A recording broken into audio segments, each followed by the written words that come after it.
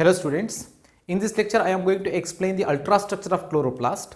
Before going to discuss this, let us have a brief introduction about the photosynthesis from plant physiology. First of all, the photosynthesis, it is nothing but synthesis using light. Photosynthesis is the photobiochemical process where the inorganic material is used for the synthesis of organic food by using light energy, which means here light energy is converted into chemical energy or food energy. So if we take the brief history of photosynthesis, in the year 300 BC, Aristotle and Theophrastus observed that plants absorb organic and inorganic materials from the soil. Whereas in the year 1772, Joseph Priestley, he conducted bell jar experiment by using a bell jar, a mint plant and a rat and as well as burning candle. And from this experiment, Joseph Priestley concluded that the air, the fresh air which is removed by breathing animal and burning candle will be replaced by the plant. Whereas in the year 1727, Stephen Hales, he observed that the importance of carbon dioxide and light in photosynthesis. For the first time, he asserted that the carbon dioxide and light are necessary for photosynthesis. Whereas in the year 1845, Von Meyer, he said the green plants, they convert the solar energy into chemical energy like organic compounds. Whereas in the year 1862, J.V. Sachs, he gave the relationship between the photosynthesis, chloroplast and starch. He observed that the synthesis of starch takes place in a specialized structure, in a specialized pigment, that today we call it as chlorophyll, and that pigment found in a specialized bodies, those bodies are called as chloroplast in the presence of sunlight. Whereas in the year 1888, T.W. Engelmann, he gave the first action spectrum of photosynthesis by using a green algae like cladophora and aerobic bacteria. And he observed that the maximum rate of photosynthesis takes place in red and blue region of the action spectrum, red and blue wavelength of the light. Whereas later, Cornelius van Niel, he explained that the oxygen that is evolved during photosynthesis, it generally comes from water, not from carbon dioxide, by conducting experiments in purple and green bacteria. Whereas his experiment was experimentally proved by three scientists, Ruben, Kamen and Hasid, in the year 1942 by using radioactive oxygen. That is O18 they used for their experiment, and they experimentally showed the oxygen is evolved from water, not from carbon dioxide. And if we take the general equation of photosynthesis, plants by using pigments like chlorophyll pigments in the presence of sunlight, they utilize carbon dioxide and water, and they reduce this carbon dioxide into carbohydrates like sugar. So this process is reduction. Whereas they oxidize the water into oxygen. So this process is oxidation. So here both reduction and oxidation process takes place.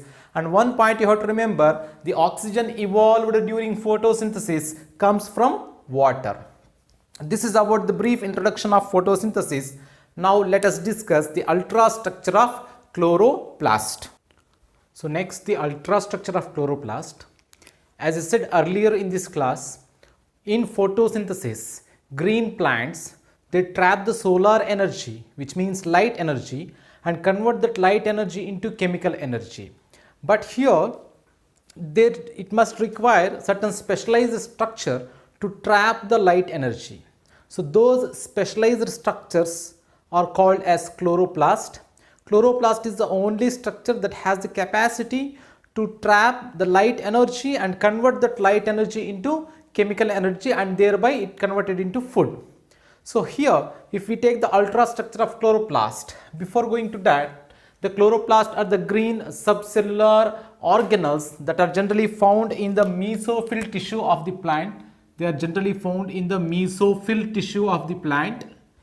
And these chloroplasts, they may be vary from 1 up to 20 to 40 per cell. If you take in certain algae like in Chlamydomonas, there is a single chloroplast, a cup-shaped chloroplast is present. Whereas in higher plants, per cell, there are around 20 to 40 and even more chloroplasts are also there in mesophyll cells. And these chloroplasts, if we take the shape, they may be lens-shaped, oval, spherical, discoid or ribbon-shaped in structure. And they measure about around 5 to 10 micrometer in length and around 2 to 4 micrometer in its width. If we take the sectional view, as I said earlier, these are the green colored subcellular organelle. This is the three-dimensional diagrammatic sectional view of the chloroplast. We just took a section like this, and here this shows the chloroplast shows mainly four important regions, which includes an envelope, stroma, grana or granum, and the fourth part is stroma lamellae. First of all, if we take envelope, the chloroplast is double membrane bounded cell organelle.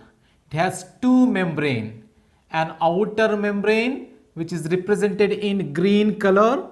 So this outer membrane is followed by an inner membrane, which in this diagram it is represented in red color. So these two outer and as well as inner membrane, these two together they form the envelope.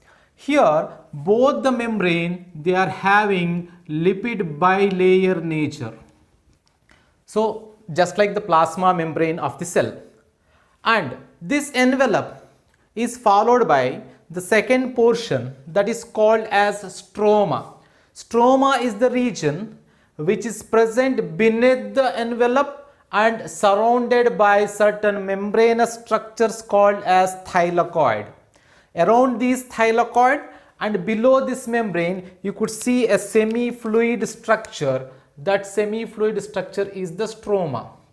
This stroma, it contains several enzymes. These enzymes are required for fixation of the carbon dioxide and also some other biosynthetic pathway.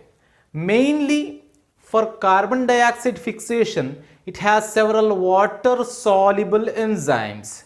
These enzymes that convert the carbon dioxide into carbohydrates like glucose. And hence, in this stroma, the type of reaction takes place is the dark reaction of photosynthesis, right? And this stroma, along with this, it also consists of its own DNA, RNA and proteins. Due to the presence of its own DNA inside the chloroplast, chloroplast is said to be semi-autonomous cell organelle. Why? Because of the presence of its own DNA, it can synthesize its own RNA and it also having its own ribosomes. Like the type of ribosomes which are present inside the chloroplast is 70S type of ribosomes are found. And these chloroplasts can be divided to give rise to more number of chloroplasts by fission.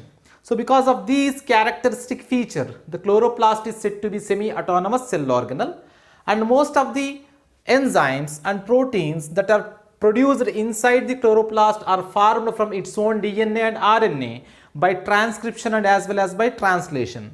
And some other enzymes are also there and other proteins are also there which are synthesized by the DNA of nucleus, that is nuclear DNA, and those proteins and enzymes are transported from cytoplasm into the chloroplast. This is about stroma. And stroma is followed by the third most important part is the granum, whereas it is in plural, it is called as grana or grana lamellae. This is the membranous part. The grana lamellae and stroma lamellae are the membranous part that is found inside the chloroplast. Each granum, it consists of several membranous structures called as thylakoid. They form a stack of coin-like structures. Just like if you arrange coins one above the other, a pile of coins. Like this, these thylakoids arrange one above the other to form a stack of coin-like structures. Here you could see many grana inside the chloroplast. And as you can see here, these grana, they are interconnected with the help of one more membranous structure. This membranous structure is called as stroma lamellae. If we take the section of the thylakoid like this, I have taken the section. Inside this thylakoid you could see a cavity. That cavity is called as lumen of the thylakoid. This thylakoid in its membrane, just like it is having a single membrane and it is also having lipid bilayer nature. In the membrane of thylakoid, it has several integral membrane proteins, like it include reaction center molecules, it has antenna pigment protein complexes, and it also has electron carriers. So hence, this grana that is in the thylakoid and as well as in the stroma lamellae, the light reaction occurs. So light reaction is the light dependent reaction where light energy is converted into chemical energy like NADPH and ATP. This chemical energy NADPH and ATP that is utilized in the fixation of carbon dioxide in the dark reaction in stroma. This is about the thylakoid and grana. Whereas stroma lamellae, as I said, you could see in this enlarged portion of this grana and stroma lamellae. The stroma lamellae that interconnects the thylakoids of the grana. This stroma lamellae is also membranous structure, but they are not arranged like stack of coins. Only the thylakoids are arranged like that. Got it? And this stroma lamellae also possess several protein complexes in its membrane. And if we take the protein complexes mainly for photosynthesis, two most important protein complexes are required. One is photosystem 1 and another one is photosystem 2. Photosystem 1 is present in the non-oppressed regions of the thylakoid and as well as stroma lamellae.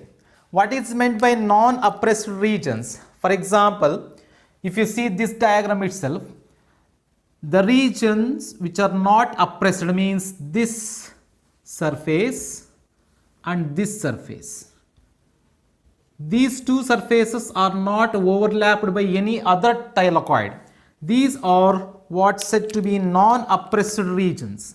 In the non-oppressed regions and as well as in the stroma lamellae, you could see photosystem 1. Whereas oppressed regions are the regions where two thylakoids are overlapped one above the other. So these are the oppressed regions. In these oppressed regions, you could see the presence of photosystem 2. So these two photosystems are very essential for light reaction and to trap the light energy. This is about the ultrastructure of the chloroplast.